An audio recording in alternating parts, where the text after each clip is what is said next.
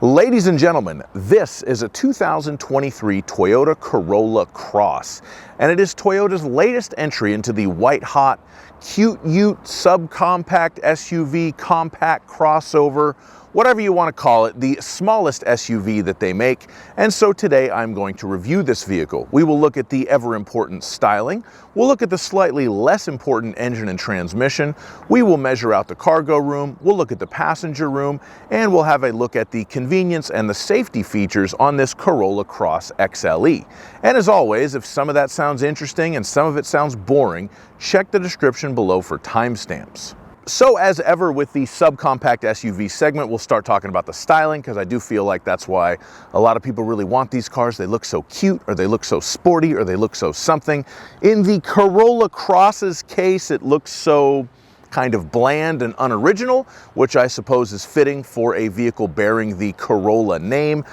It's not offensive looking, it's not a bad looking car, but I don't really see the styling as a big selling point here. Beauty's in the eye of the beholder. You may disagree with my assessment, and that's totally fine.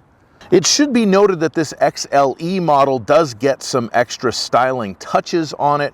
We do have full LED lighting, including the turn signals, the fog lights, the daytime running lights, all of that stuff is LEDs. You also have the black grille as a feature of the XLE model, as well as the chrome side window frame molding. So in general, this is a decent looking car, but in my opinion, the styling doesn't do too much to help it stand out in a crowded field. I think the Mazda CX-30 is prettier. I think the Subaru Crosstrek, I suppose, looks sportier. Whatever that means in this segment, it looks a little more rough and tumble. The Corolla Cross is certainly inoffensive, but it just doesn't look like much of anything. Now we'll have a look under the hood, and it should be noted that this is just a regular Corolla Cross. It's not a hybrid, it's not an all-wheel drive model. So the engine that we get in this one is a 2-liter, 4-cylinder, 169 horsepower and 151 torque, and that is mated to a CVT-I-S. That is a continuously variable transmission with intelligence and shift mode, so you're able to control it with the paddle shifters. The engine does a very fine job of motivating this vehicle. It does feel a little bit faster than the 169 horsepower might suggest, so I have no complaints about the acceleration for a car in this class. It's pretty good, and you'll certainly be able to get on the freeway, merge into traffic without any issues. The CVT transmission also does a fine job in this vehicle. A lot of people hate on CVTs for whatever reason. That's one of the very popular things to complain about on the internet. But as far as I'm concerned, this particular car does a great job with the CVT. And I will mention that the 4-cylinder engine, at least by Toyota standards, is pretty refined. It's a little bit quieter and a little bit smoother than some of the other 4-cylinder engines that I have driven in recent Toyota models. So I was pleasantly surprised by that. Overall, very competent powertrain in this car. I did do one of my fuel economy tests on it last night, and it did quite well there too. So high marks for the engine and transmission in this Corolla Cross XLE. Now we are going to open up the power liftgate and measure out the cargo space. The length of the rear cargo area from the back of the cargo area to the bottom of the back seat with the seat up is 2 feet and 9 inches. Also, the XLE does come standard with the tonneau cover. So that's what that looks like right there.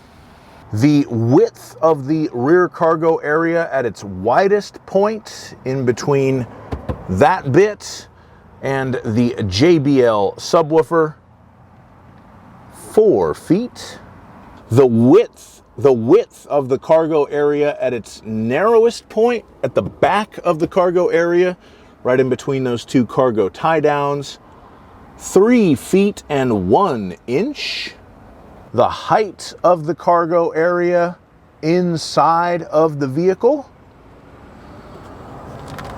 2 feet and 11 inches.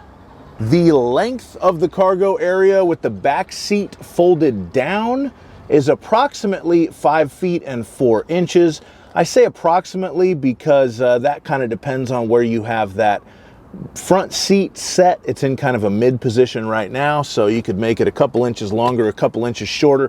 But one thing to definitely note, there is a giant hump when you fold that back seat down in the Corolla Cross. So you are far from a flat load floor in this vehicle. And if you need to lift something into the back of your Corolla Cross, you will need to lift it 2 feet and 7 inches off the ground. And just for fun, we'll have a look under here. We have some tools and a space saver spare tire. So they do give you that, along with some little cubby holes for extra things. So that is the cargo area in a 2023 Corolla Cross XLE. Now we're going to measure out the passenger room, and for this test I use myself. I'm 6'5", so let's see if I can sit behind myself in a Corolla Cross.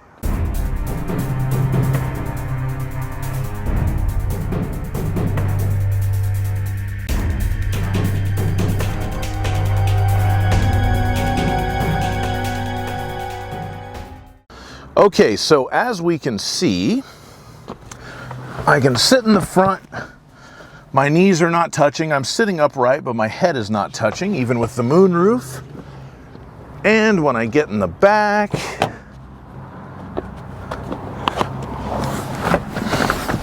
I can fit. My head is not touching.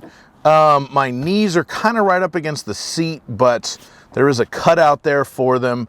So, yeah, basically I fit. If your people are not as tall as me, you'll be fine.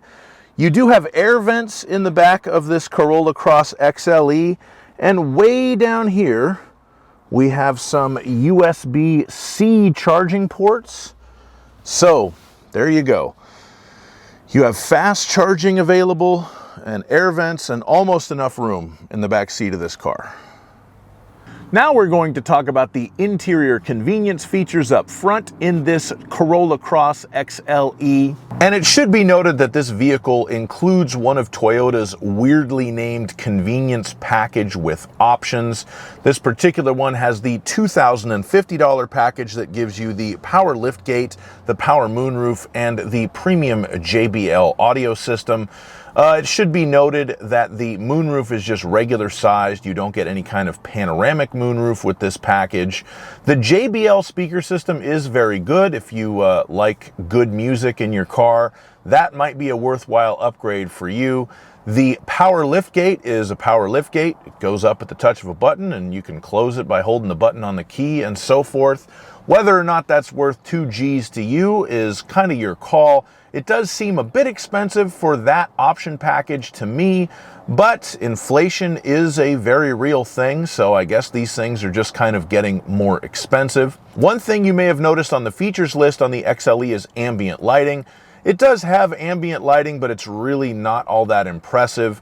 You get a little bit of lighting out of the doors at night and a little bit in the center console, and that's pretty much it. Ambient lighting has become very trendy amongst new cars and auto manufacturers, and this is one of the more half-hearted attempts I've ever seen to put it into a vehicle. You do get a 7-inch fully digital gauge cluster that looks nice and does its job well. You do get wireless charging with the XLE. I'm not a huge fan of the wireless charging system. I find that it makes my phone very hot and charges it very slowly. I did actually use it in this car last night when I was on my fuel economy test, and I found that although it did charge my phone slowly, it didn't make it too hot. So I don't know, maybe the wireless charging in this car is a little bit better than in other cars that I have experienced. We have heated front seats with the Softex trim. We have a 10-way power driver's seat.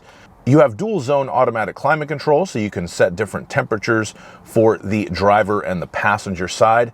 And you have wireless Apple CarPlay and Android Auto on the Corolla Cross XLE. One interesting feature on the Corolla Cross is that all of them, even the base model, comes standard with factory navigation, but you have to pay a subscription fee to activate it. Toyota calls this Drive Connect, which includes cloud navigation, but it requires a subscription. I'm sort of two minds on this. I like factory navigation in my cars, even though Apple CarPlay and Android Auto has become so ubiquitous.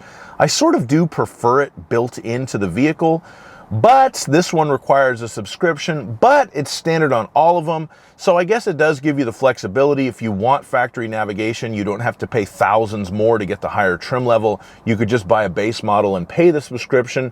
And if you ever get tired of using it or you feel like you don't need it anymore, you can just cancel it. But it is a little bit sad to see so many things in new cars going to the subscription model. At some point, we're going to have to pay monthly to rent the steering wheel on these things. When it comes to safety features on the 2003 Toyota Corolla Cross, Toyota's latest version of Safety Sense, which right now is Safety Sense 3.0, is standard. This includes the pre-collision system with pedestrian detection, so that is the forward collision alert and the emergency braking. Dynamic radar cruise control, there will be a link in the description to show you how to use that. The lane departure alert with steering assist, that will beep at you and tell you at speeds above 30 miles per hour if you are drifting out of your lane. An inadvertent lane departure is how Toyota terms it. But if you do not take corrective action, the system is also designed to provide gentle corrective steering for lane keeping assistance. So this thing can literally steer you back into your lane at speeds above 30 miles an hour. You have the lane tracing assist. That's a little bit more of a gentle system that's just meant to keep you in your lane as you're going down the road, as long as the camera can read the lines that differentiate the lanes. You have the road sign assist. If the camera sees a road sign that tells you what the speed limit is, it will alert you of that. You have the automatic high beams, which of course turns the high beam headlights on when no one is coming and turns them off when there is traffic around. And you have the proactive driving assist, which basically slows you down going into a curve and makes sure all the traffic behind you slows down, which is a very Toyota feature. And this car also has the blind spot monitoring system. So you have the little light in the rear view mirror that will light up when there's a car in your blind spot, and it will blink if you put your blinker on and there's a vehicle in the lane next to you to keep you extra safe. Thank you so much for watching my review of this 2023 Toyota Corolla Cross. There will be a link in the description to my point of view test drive video on the car. Please like the video, subscribe to my channel, and have a great day. Bye-bye.